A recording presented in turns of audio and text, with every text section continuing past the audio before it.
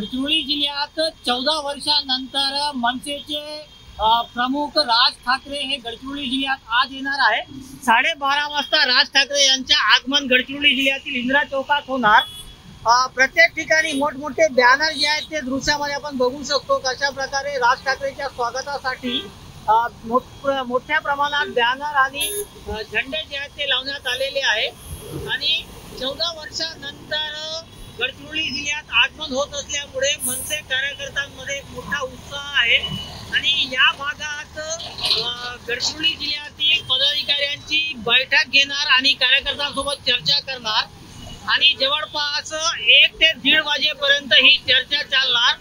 आणि इथून गडचिरोली जिल्ह्यातून चंद्रपूर जिल्ह्याला राज ठाकरे रवाना होणार आणि गडचिरोली जिल्ह्यातील इंदिरा चौक ते सर्किट हाऊस पर्यंत मोठ्या प्रमाणात स्वागतासाठी बॅनर आणि जे झेंडे आहेत ते मनसेचे दिसत आहेत। कॅमेरामॅन जीवन कुमार सोबत मेहंदी इरफान, TV9 गडचिरोली।